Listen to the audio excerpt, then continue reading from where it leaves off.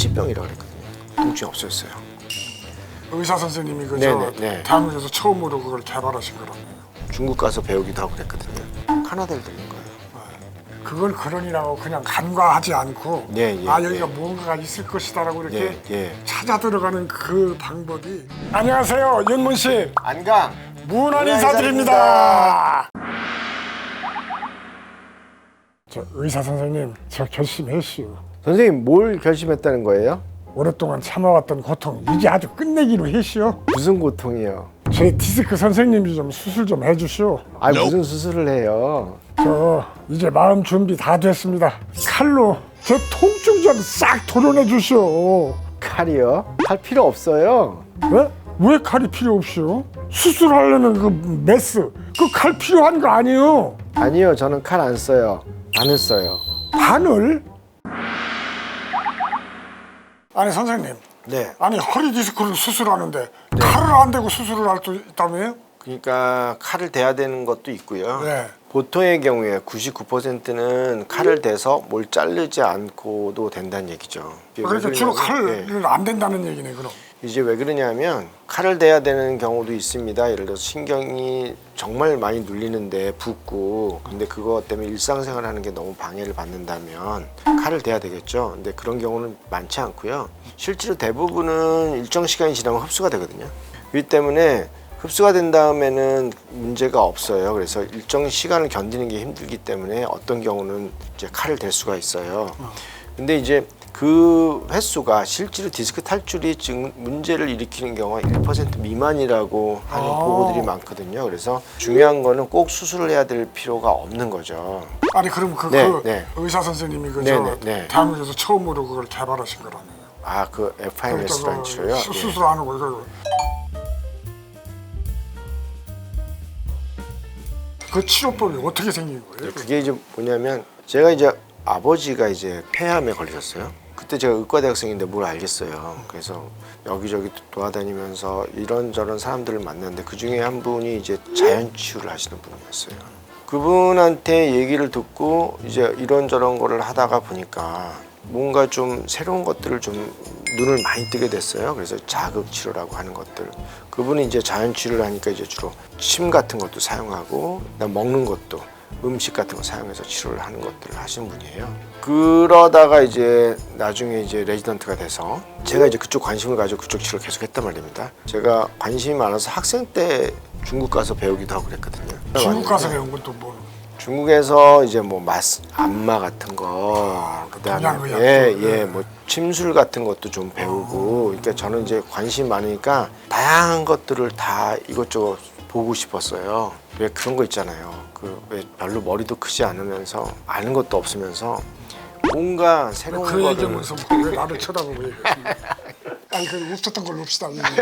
근데 어쨌든 제주도에서 이제 레지던트를 마치고 근무를 하고 있었는데 어떤 여학생인데 통증이 너무 심해요. 그래서 이 발이 있는데 손만 이렇게 스쳐도 까무러치는 통증이 오는 거예요. 굉장히 통증이 과민해지는 거예요. 그걸 이제 감작이라고 하는데 이제 어떤 거냐면요. 알래스카에 살던 사람이요. 알래스카에 살던 원주민이 LA 가서 살라 그러면은 보통은 몇 년을 못 견디고 다시 돌아가요. 너무 덥고 기후가 안 맞고 습도나 이런 게 안 맞는 것 때문에 정신적으로도 불안정해지고 굉장히 힘들어져요. 근데 미네소타 같은 데 살던 사람이 LA 가서는 잘 살거든요. 왜 그러냐면 우리 몸이 추운 데 적응하도록 딱 돼 있는 사람이 더운 데에서는 굉장히 힘든 거예요. 적응하기가. 그게 뭐냐면 신경이 거기에 적응하도록 만들어져 있는 거거든요. 근데 그게 아주 극심하게 크게 변해가지고 조금만 변해도 이 사람은 통증으로 심하게 나타나도록 돼 있는 거예요. 그러니까 바람만 스쳐도 까무러칠 정도로 아파서. 통풍이라고 그러는 거 아니에요? 아니요, 그런 건 아니고 이 완전히 이제 만성 복합성 통증 증후군이라고. 통풍은 염증이니까 오히려 쉬운 병이고 그냥 이렇게 옆에만 가도 온도가 이게 통증으로 느껴지는 거예요. 그래서 TV에도 여러 번 나오고 신문에도 나오고 그래서 상당히 많은 사람한테 알려진 환자분이에요. 이 환자분이 저한테 이제 왔어요. 제가 치료를 하는데 여기가 예를 들어서 팔이 이렇게 아프잖아요. 그분은 이제 발목이었는데 그러면 제가 손으로 만져서 여기는 못 만져요. 아예 아프니까. 예, 그런데 먼 데를 만져서 그래도 정상에 가깝다고 하는 데를 찾아요. 그러면 거기에다가 바늘을 꽂아요, 이렇게. 그러면 한참 꽂고 한참 놔두면 여기가 찼었는데 조금 따뜻해져요. 여기 좀 따뜻한데 여기까지 내려가요. 그럼 고기를 또 찔러요. 그리고 한참 지나면 또 여기까지 내려가요. 이렇게 하루 종일 찌르면 여기까지 내려와요. 그러면 나중에 아픈 데를 찔러도 안 아픈 거예요. 그렇게 제가 치료를 했더니 이 환자가 통증이 없어졌어요. 그러니까 이게 너무 놀라운 거죠. 왜냐하면 그때까지는 이런 형태의 병을 만성복합성 통증증후군이라는데 불치병이라고 그랬거든요. 그래서 그때 뭐 TV에도 나오고 신문에도 이런 병이 좋아졌다고 나오고 했었거든요. 근데 제가 그 얘기를 영국에다 보고를 했어요. 그랬더니 오라고 같이 하자. 영국에 딱 가려고 하다가 카나다를 들린 거예요. 카나다에 들려서 보니까 이 드라이니들 마른 건침 같은 거를 쓰는데 검사를 하고 이런 각도니까 이렇게 해.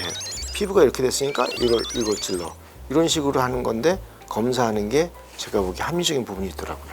아, 캐나다에 가서. 예. 그 이제 그분이 그런데 취하는 지금 저 거니까. 말씀 중에 죄송한데 제가 쭉 지금까지 설명드린 저같이 무식한 놈이 듣기에는 그 한국의 침실이랑 비슷한 거 아닌가? 그런 것들도 여러 가지 의미가 있어요. 있는 것 같은 생각이 그것도 드는데. 아마 과학적으로 좀 더 많이 발전시키면 그것도 굉장히 많은 게 있을 거고 실제로 그런 걸로 만족을 하시는 분도 많기 때문에 그것도 무시당해서는 안 돼요. 그런데 내가 왜 선생님을 위대하게 보느냐면은 그걸 그러니라고 그냥 간과하지 않고 여기가 뭔가가 있을 것이다라고 이렇게 찾아 들어가는 그 방법이 대한민국에서 그런 치료법을 개발한 원인이 되지 않았는가. 그래서 내가 보기에는 나랑 비슷한 데가 있다 이렇게 생각이 돼요. 왜 웃어요? 비웃는 거 어떡하지? 그래서 거기서 이제 그것뿐만 아니라 아주 여러 군데에서 많이 배웠어요. 그래서 뭐 미국의 워싱턴 대학 정골의학 하시는 분들도 한 대도 따라다녀 보고 막 이렇게 공부를 하다가 그거를 합리적으로 바꿔야 되겠다고 해서 여기에 왔어요.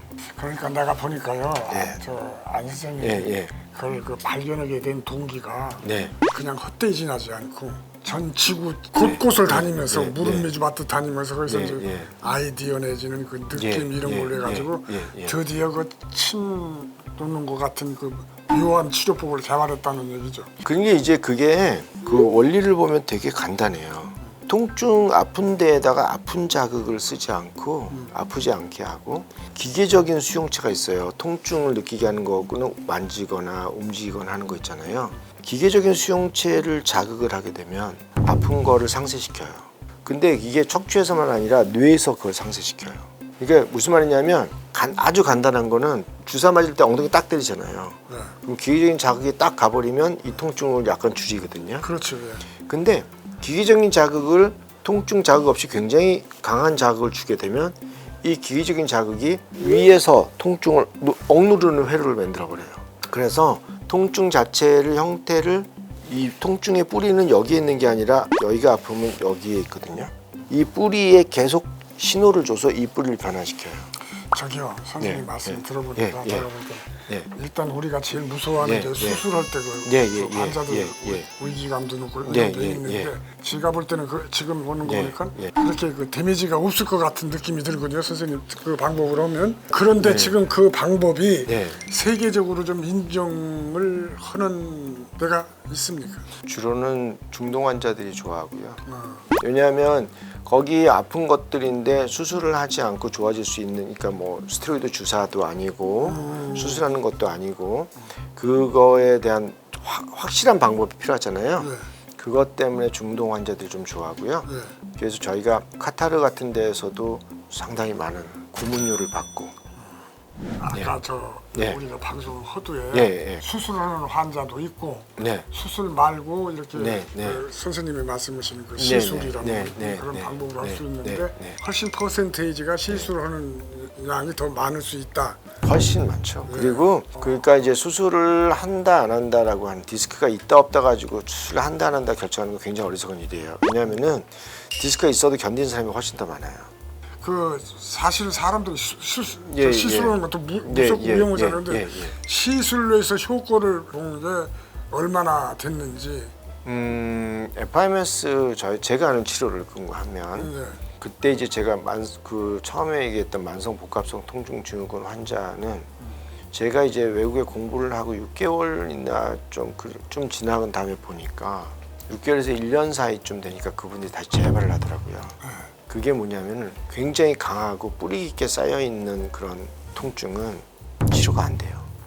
조절을 하는 거는 도움이 될 수 있어도 네, 그러나 오히려 이제 그래서 그게 이제 만성 통증 중에서도 굉장히 깊게 뿌리 박힌 병이에요. 근데 이제 그게 아니라 협착이나 뭐나 그 외의 것들은 상당히 많이 좋아진 채를 유지를 해요, 잘. 그건 뭐냐면은 뇌에 아까 말씀드렸잖아요. 어디가 아프면 여기가 아프다고 느끼지만 실제로 이건 다 뇌에서 표현되는 거거든요. 그러면 뇌에서 얼마나 그걸 강하게 갖고 있느냐가 사실은 이 병을 고치느냐 안 고치느냐 이런 거래요. 그래서 그거에 대한 자극이 그걸 충분히 상쇄할 만큼 강하고 또 반복돼야 돼요. 그러면 요게 요 통증이나 그 주위에 긴장되거나 병변이 있는 것이 이렇게 줄어들어요. 지금까지 만성 통증을 잡는 시술에 대해서 알아봤습니다. 자, 우리 이번 주에도 건강하게 삽시다.